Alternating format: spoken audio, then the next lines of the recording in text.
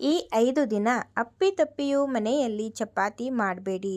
ಕೈಯಲ್ಲಿ ದುಡ್ಡು ಖಾಲಿಯಾಗುತ್ತೆ. ಲಕ್ಷ್ಮಿ ಒಲಿಯುವುದಿಲ್ಲ. ಚಪಾತಿ ಇಲ್ಲದೆ ಹೊಟ್ಟೆ ತುಂಬಲ್ಲ ಎನ್ನುವ ಜನರಿದ್ದಾರೆ. ಆದರೆ ವರ್ಷದ 365 ದಿನ ಚಪಾತಿ ತಯಾರಿಸೋದು ಸೂಕ್ತವಲ್ಲ. ಶಾಸ್ತ್ರಗಳಲ್ಲಿ ಚಪಾತಿ ತಯಾರಿಸೋದನ್ನು ಕೆಲವು ದಿನ ನಿಷೇಧಿಸಲಾಗಿದೆ. ಹಿಂದೂ ಧರ್ಮದಲ್ಲಿ ಅಡುಗೆ ಮನೆಗೆ ಪವಿತ್ರ ಸ್ಥಾನವಿದೆ. ಅಲ್ಲಿ ಅನ್ನಪೂರ್ಣೇಶ್ವರಿ ನೆಲೆಸಿದ್ದಾಳೆಂದು ನಂಬಲಾಗಿದೆ. ಶಾಸ್ತ್ರಗಳಲ್ಲಿ ಅಡುಗೆಗೆ ಸಂಬಂಧಿಸಿದ ಕೆಲ ನಿಯಮಗಳನ್ನು ಹೇಳಲಾಗಿದೆ. ಅದರಲ್ಲಿ ಚಪಾತಿ ಕೂಡ ಸೇರಿದೆ. ಭಾರತದ ಕೆಲ ಮನೆಗಳಲ್ಲಿ ಪ್ರತಿದಿನ ಚಪಾತಿ, ರೊಟ್ಟಿ ತಯಾರಿಸಲಾಗುತ್ತದೆ. ದಿನದಲ್ಲಿ ಒಂದು ಹೊತ್ತಾದರೂ ಚಪಾತಿ ಬೇಕೇ ಬೇಕು ಎನ್ನುವವರು ಇದ್ದಾರೆ. ಆದರೆ ಶಾಸ್ತ್ರಗಳ ಪ್ರಕಾರ ಎಲ್ಲ ದಿನ ಚಪಾತಿ ತಯಾರಿಸೋದು ಒಳ್ಳೆಯದಲ್ಲ. ನಿಷೇಧಿತ ದಿನಗಳಲ್ಲಿ ನೀವು ಚಪಾತಿ ತಯಾರಿಸಿದರೆ ಅನ್ನಪೂರ್ಣೇಶ್ವರಿ ಕೋಪಗೊಳ್ಳುತ್ತಾಳೆ. ಮನೆಯ ಬೆಳವಣಿಗೆ ಕುಂಠಿತಗೊಳ್ಳುತ್ತದೆ. ನಾಗರ ಪಂಚಮಿ ದಿನ ತವಾ ಇಡಬಾರದು. ಚಪಾತಿ ತಯಾರಿಸೋದು ತವಾ ನಾಗದೇವರ ಸಂಕೇತ. ನೀವು ಈ ದಿನ ಚಪಾತಿ ಅಥವಾ ರೊಟ್ಟಿ ತಯಾರಿಸೋದ್ರಿಂದ ನಾಗದೇವ ಕೋಪಗೊಳ್ಳುತ್ತಾನೆ. ಇದರಿಂದ ಕುಟುಂಬದಲ್ಲಿ ಸಮಸ್ಯೆ ಕಾಡುತ್ತದೆ. ಈ ರಾತ್ರಿ ಸಂಪತ್ತಿನ ದೇವತೆ ಲಕ್ಷ್ಮಿ ಭೂಮಿಗೆ ಬರ್ತಾಳೆ ಎನ್ನುವ ನಂಬಿಕೆ ಇದೆ. ಈ ದಿನ ಚಪಾತಿ ಬೇಯಿಸಬಾರದು. ಅಕ್ಕಿ ಪಾಯಸವನ್ನು ಈ ದಿನ ತಯಾರಿಸಬೇಕು.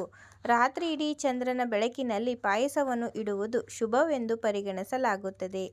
ಇದರಿಂದ ಲಕ್ಷ್ಮಿ ಖುಷಿಯಾಗುತ್ತಾಳೆ, ಮನೆಗೆ ಸಂತೋಷ ಮತ್ತು ಸಮೃದ್ಧಿ ತರ್ತಾಳೆ ಎಂದು ನಂಬಲಾಗಿದೆ. ಶೀತಲ ಅಷ್ಟಮಿಯನ್ನು ಹಿಂದೂ ತಿಂಗಳು ಫಾಲ್ಗುಣ ಮಾಸದ ಕೃಷ್ಣ ಪಕ್ಷದ 8ನೇ ದಿನದಂದು ಆಚರಿಸಲಾಗುತ್ತದೆ. ಹೋಳಿಯಾದ 8 ದಿನಗಳ ನಂತರ ಶೀತಲ ಅಷ್ಟಮಿ ಬರುತ್ತದೆ. ಶೀತಲ ದೇವಿಗೆ ತಣ್ಣನೆಯ ಆಹಾರ ಅಂದರೆ ಹಿಂದಿನ ದಿನ ತಯಾರಿಸಿದ ಆಹಾರವನ್ನು ಅರ್ಪಿಸುವ ಪದ್ಧತಿ ಇದೆ. ಆದ್ದರಿಂದ ಈ ದಿನ ಮನೆಯಲ್ಲಿ ಯಾವುದೇ ತಾಜಾ ಆಹಾರ ಅಥವಾ ಚಪಾತಿ ತಯಾರಿಸುವಂತಿಲ್ಲ. ಎಲ್ಲರೂ ಹಿಂದಿನ ದಿನ ತಯಾರಿಸಿದ ತಣ್ಣನೆಯ ಆಹಾರವನ್ನೇ ತಿನ್ನಬೇಕು. ಶೀತಲ ಅಷ್ಟಮಿಯ ಹಿಂದಿನ ದಿನ ಚಪಾತಿ ತಯಾರಿಸಿ ಪಕ್ಯಕ್ಕೆ ಇರಿಸಿ.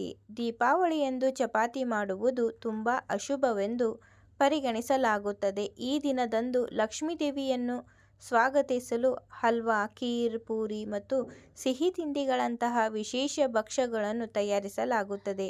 ದಿನದಂತೆ ನೀವು ಚಪಾತಿ ಮಾಡಿದರೆ ಲಕ್ಷ್ಮಿ ಕೋಪಗೊಳ್ಳುತ್ತಾಳೆ.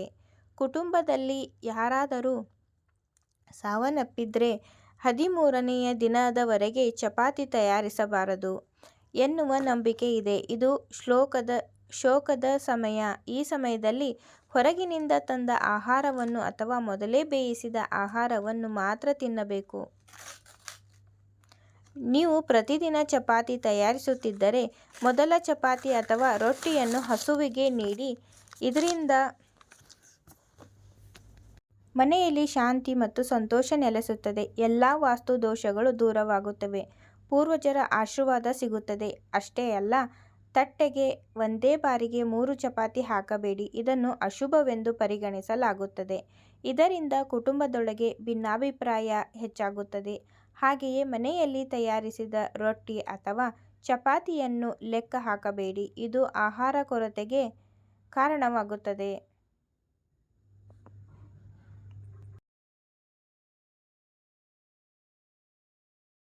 ನಿಮಗೆ ಯಾವುದೇ ಸಮಸ್ಯೆಗಳಿದ್ದರೂ ನಮ್ಮ ಗುರೂಜಿಯವರಿಗೆ ಕರೆ ಮಾಡಿ. ಯಾವುದೇ ಘೋರ, ನಿಗೂಢ, ಗುಪ್ತ, ಕಠಿಣ ಸಮಸ್ಯೆಗಳಿಗೆ ಕೆಲವೇ ಗಂಟೆಗಳಲ್ಲಿ ಅಂತಿಮ ಪರಿಹಾರವನ್ನು ಮಾಡಿಕೊಡ್ತಾರೆ.